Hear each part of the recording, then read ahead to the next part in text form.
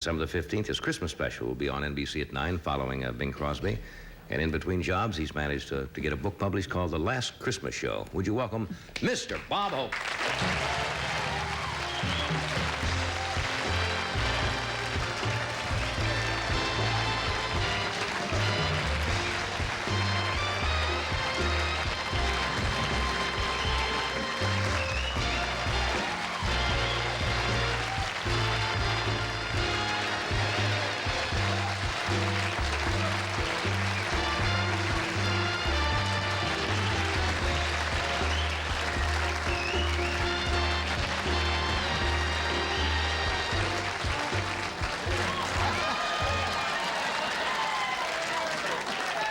What do you want, sugar? I don't really what it is that there. You know, you have all my sponsors there.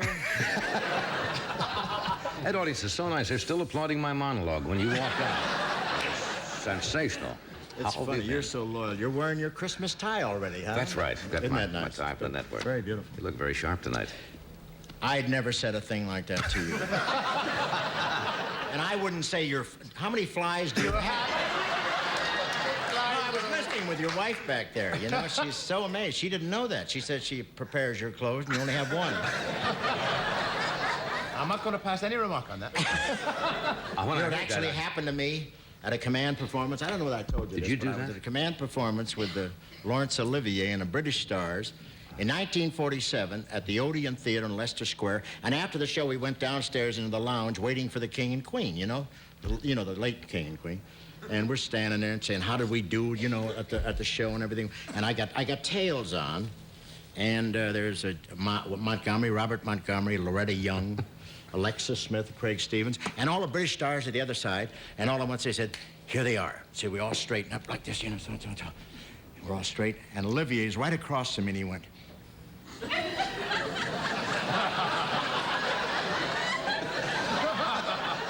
And the King and Queen are right here.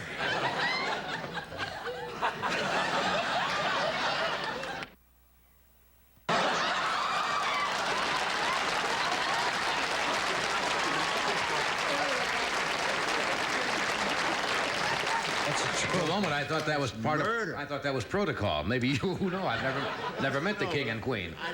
I wouldn't want to get those kind of laughs. You know, there was a leader in Flushing at the RKO house. That was a stock thing with him. You know how the first show. Right. And when I was there, I was showing my act. And this cat used to do it to everybody. You'd get out there and you'd say, hey, a funny thing happened to me, and he'd go, shh. Break up your routine and walk back and go. And everything was cool. Just everybody. And start from there, you know? Yeah. Have you traveled more this year than last year? I really have. Oh, I got a constantly. line for you. Yeah. I was in Hays, Kansas. You know where that is? Well, Hays, Kansas is where the University of Kansas has a branch. It's like Santa Barbara here for you. You know, Right. University of Kansas. I rehearsed the show, and I said, where's the best place to eat? And the guy said, Dave's Steakhouse. So I went down there, and it was one of those restaurants when you're in there, man, you're wide open. There's no booths or anything, and you're sitting right, and then you're a target, you know. Somebody didn't like the show, they could stab you right there, and, you know, who would talk in Hays? But finally, after signing a few autographs, the waitress, I was just about to leave, she said, you have to say hello to the cook. And I said, I only play the big room. She said, no. But you have to, because he owns the place. That's Dave. So on the way out, I opened the door. I said, hey, goodbye, y'all. And he rushed up to me with an apron on and a T-shirt, you know, with a menu on it, the whole thing. And he said, hey, when you get back to John and Carson show, you tell him it's so windy here in Hays, Kansas, that we have white caps in the toilet.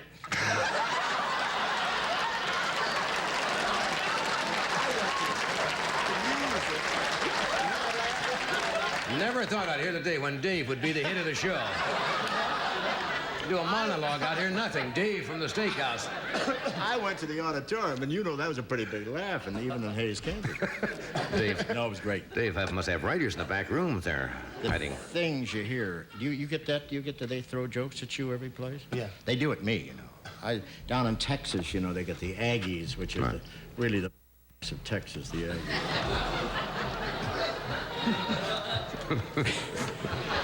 One guy said, you know how the Aggies would have handled Watergate? I said, no. He said, the same way.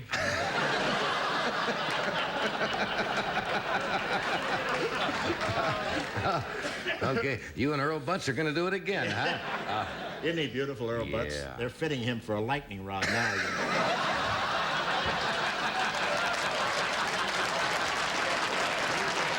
Earl the Pearl. You know, the Earl knew he was in trouble when they summoned him to the White House and he saw black smoke coming out of the chimney. That's what I tell you. He managed. He used to be Secretary of Agriculture. Now he's a pillar of salt. But we don't mind that, do we? All right. How about the book here? The Last Christmas Show. Is it? Do you have a book, too? Yeah. What is this, book night? This is not just about the last Christmas show you did overseas, but this is the whole story of about the last 30 years, isn't it, of entertaining servicemen all over the world. Should be fascinating. Yeah. The last Christmas show. And this will be one of the few years that you're going to be here in this country for Christmas. Five languages already. And, Is that right? And they translated it into English right after I finished it. I copied a few of the one-liners you use now in the book in 1950. Oh. 24 years ago. See how they work here. Would you rather have Ed read it? I heard This your is- monologue.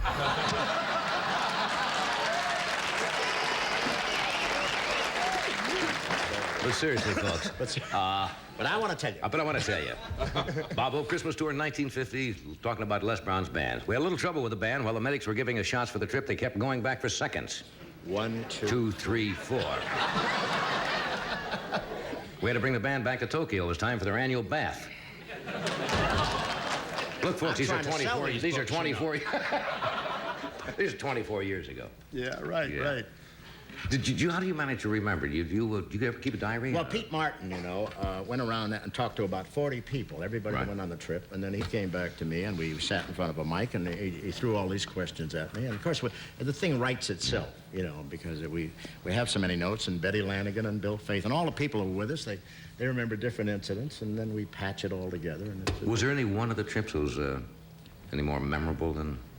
Yeah, Any I of the think others? so. I think the one we did with England and North Africa in '43, because we experienced something that I wasn't looking for, and that was a lot of bombing, you know, where I dove into the ditch ahead of Langford and things like that. Some other heroic adventures, you know. But we were bombed in Bizerti, and we were bombed in Palermo, and it's in the book. I tried to get under the bed. I didn't know whether to get to between the spring or the mattress, or because they were bombing, Daddy, and I was just laying there saying my whole life passed before me. And actually, it was my lunch, but...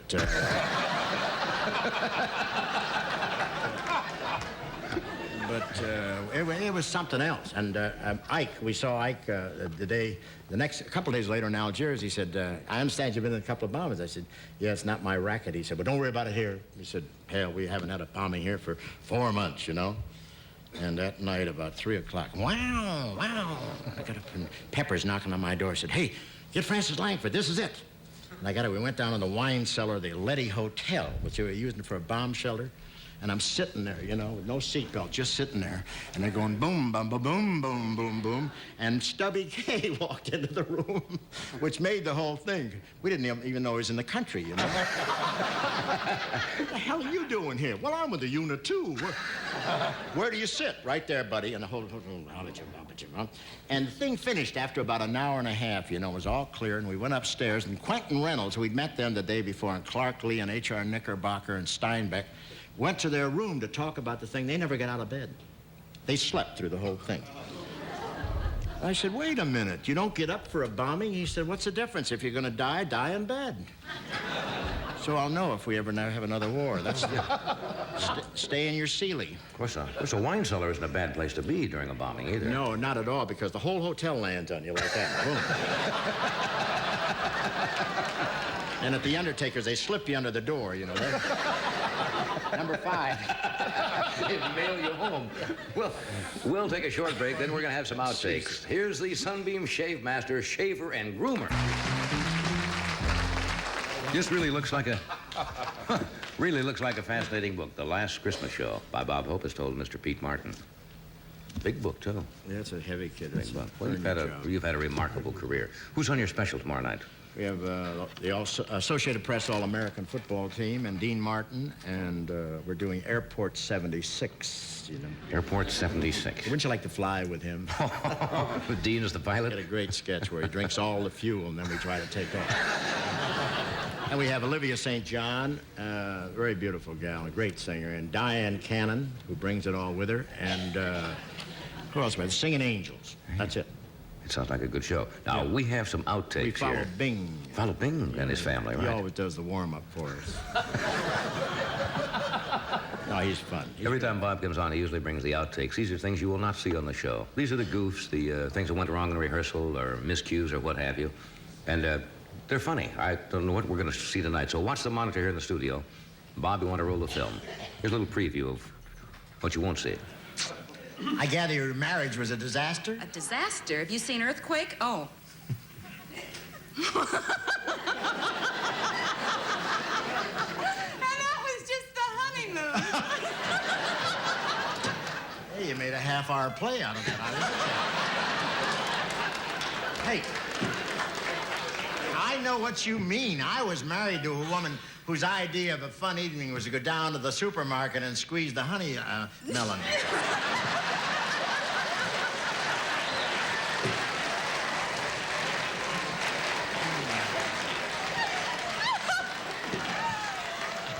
Tell me about your wife. Was she romantic? Very. Every night she watched Johnny Carson by candlelight. But he goes off at 1 o'clock. I know, that's when she got her headache.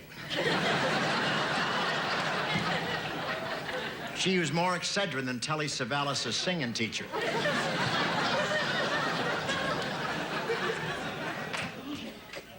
Are you going to give an introduction from you? Let me hear it. Oh, that's sweet. terrific. What time do they bring the body in? What the hell is... What is that?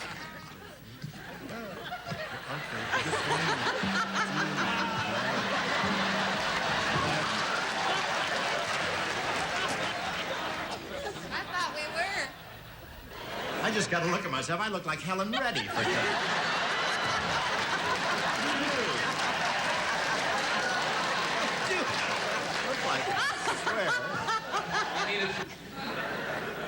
Well, let's just have an intimate little dinner. Just the two of us, huh? Yeah. Well, there's always the Charlton Hestons. Oh, no, dear. I mean, Hess is so disaster-prone. Let's just I have never an thought that would intimate... happen to Moses. I was trying to save it. Why don't we just have... Hey, I was hoping you'd say that.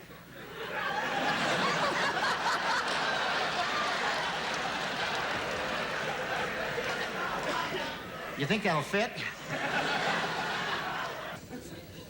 Are you turning chicken? Me? A man who's been in five... Me? Are you turning chicken? I think so.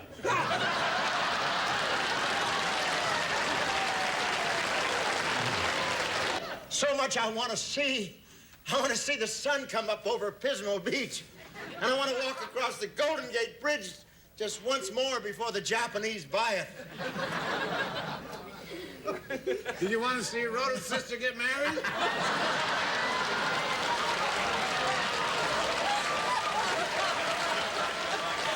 You dirty thief! I try to do it big for you. Oh, go ahead. You want to do that line? No, it's fine. You can have Hey, it. Oh, that was beautiful. If we ever beat this rap, will you do me a favor? Sure what? Go on your roast? Yeah.